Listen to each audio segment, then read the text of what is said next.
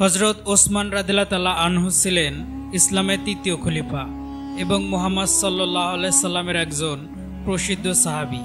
তিনি 644 থেকে 656 সাল পর্যন্ত খিলাফতে অধিষ্ঠিত ছিলেন এবং খলিফা হিসাবে তিনি 4 জন খোলাফায়ে রাশিদুনের একজন।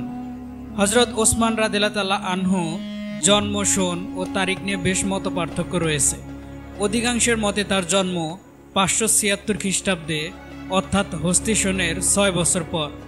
এই হিসাবে তিনি মুহাম্মদ সাল্লাল্লাহু আলাইহি সাল্লামের চেয়ে 6 বছরের ছোট। অধিকাংশ বর্ণনা মতেই তার জন্ম সৌদি আরবের মক্কা নগরীতে।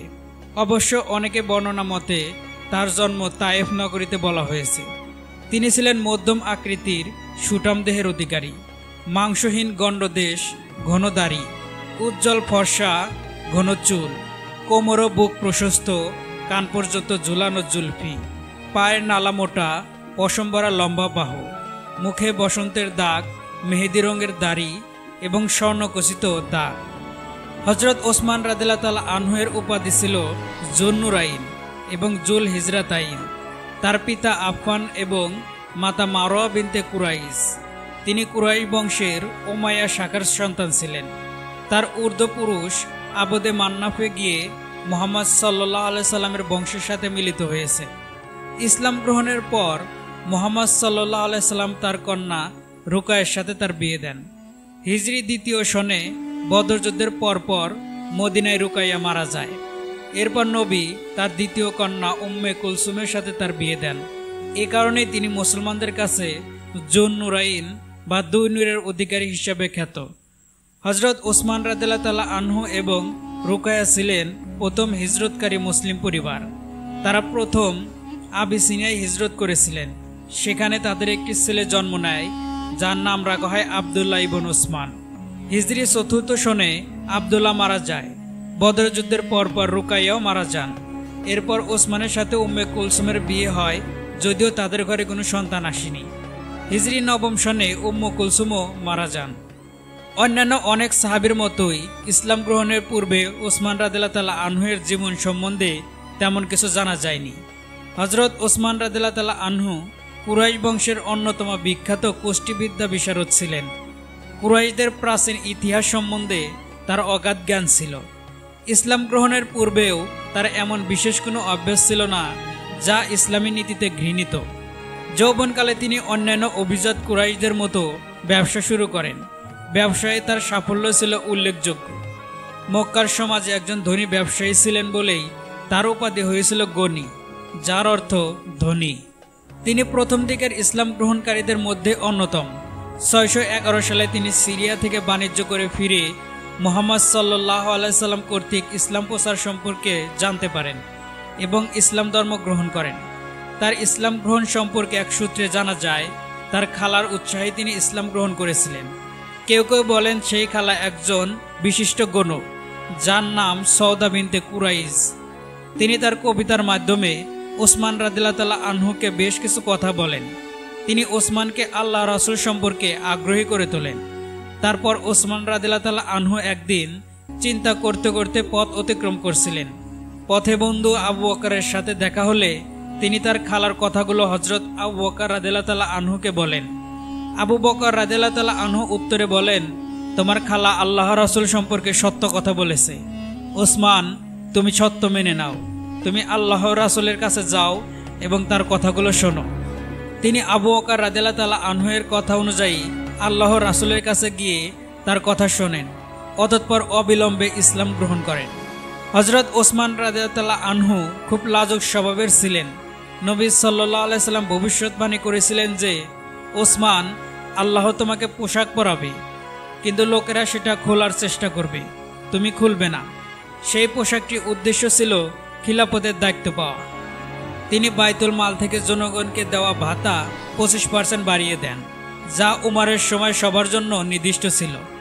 জমি বিক্রির উপর উমার রাদিয়াল্লাহু তাআলা আনহু-এর নিষেধাজ্ঞা তুলে দিয়ে তিনি এর অনুমোদন প্রদান করেন। তার করা অর্থনৈতিক পুনর্গঠনের কারণে খিলাফতের মুসলিম অমুসলিম সবাই অর্থনৈতিক সুফল ভোগ করতে পারত। হিজরতের পর রাসূল সাল্লাল্লাহু আলাইহি সাল্লাম সালাত আদায়ের জন্য যে মসজিদ সর্বপ্রথম নির্মাণ করেন তার নাম মসজিদে নববী। যার আয়তন ছিল খুবই ছোট। পরবর্তীতে মুসল্লির সংখ্যা বৃদ্ধি পেলে মসজিদের জায়গা হচ্ছিল না। তখন রাসূলুল্লাহ সাল্লাল্লাহু আলাইহি সাল্লাম ধনী সাহাবীদের আহ্বান জানালেন যেন তারা মসজিদের জন্য তার আশেপাশের জায়গা ক্রয় করে মসজিদে দান করেন।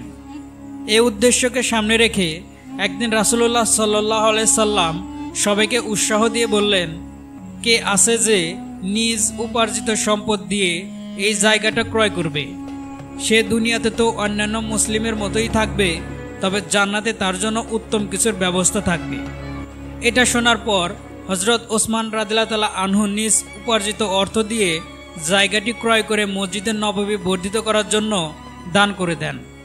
হযরত ওসমান রাদিয়াল্লাহু তাআলা আনহু যে কোনো যুদ্ধে ও জিহাদে দানের ক্ষেত্রে প্রথম সারিতে থাকতেন। বিশেষ করে তাবুক যুদ্ধে তার দান ইতিহাসে আজও অবিস্মরণীয় হয়ে আছে। তাবুক যুদ্ধে হযরত ওসমান রাদিয়াল্লাহু তাআলা আনহু যাবতীয় খরচ সহ 900 উট, 100 ঘোড়া, প্রায় 5.5 কেজি ওজনের সমমান 1000 স্বর্ণ মুদ্রা এবং প্রায় 29 কেজি ওজনের মতো 200 রূপার মুদ্রা দান করেন। একই সাথে যুদ্ধের 30,000 সৈন্যের 1/3 তথা 10,000 সৈন্যের ব্যয়ভার তিনি একাই গ্রহণ করেন। চরম দুর্দিনে মক্কার মুসলমানরা যখন মদিনায় হিজরত করে তখন সেখানে বিশুদ্ধ খাওয়ার পানির তীব্র সংকট পড়ে যায়। সে সময় রুমা কূপ নামে মদিনায় এক ইহুদির একটি বড় কূপ ছিল। সে চড়া দামে মুসলমানদের কাছে পানি বিক্রি করতে থাকে, যা মুসলমানদের জন্য খুবই কষ্টকর। বিষয়টি জানার পর রাসূলুল্লাহ সাল্লাল্লাহু আলাইহি সাল্লাম ঘোষণা দিলেন, তোমাদের মধ্যে এমন কেউ কি আছে যে এই কূপটি ক্রয় করে মুসলিমদের জন্য উন্মুক্ত করে দেবে? আর এটা যে করবে আল্লাহ তাকে জান্নাতে একটি ঝর্ণা দান করবেন। এই কথা শোনার পর হযরত ওসমান রাদিয়াল্লাহু তাআলা আনহু 35,000 দিরহামের বিনিময়ে কূপটি ক্রয় করে রাসূল সাল্লাল্লাহু আলাইহি সাল্লামকে বলেন, আমি কূপটি কিনে নিয়েছি এবং আজ থেকে কিয়ামত পর্যন্ত এই কূপের পানি সমস্ত মুসলমানের জন্য উন্মুক্ত করে দিলাম। হযরত ওসমানের কথাই আল্লাহ সত্য করে দিলেন, এখনও সেই কূপের পানি চলমান। হযরত ওসমান রাদিয়াল্লাহু তাআলা আনহু যেদিন খলিফা নির্বাচিত হন সেদিন তিনি সর্বোত্তম ব্যক্তি ছিলেন, আর যখন তাকে হত্যা করা হয় সেদিনও তিনি উত্তম ছিলেন।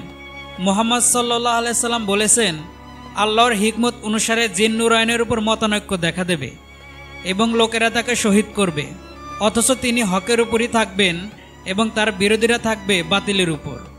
শেষ পর্যন্ত মিশর, বসরা ও কুফার বিদ্রোহী গোষ্ঠী একাট্ট হয়ে 556 খ্রিস্টাব্দে মদিনায় সমবেত হয়ে খলিফার পদত্যাগ দাবি করে।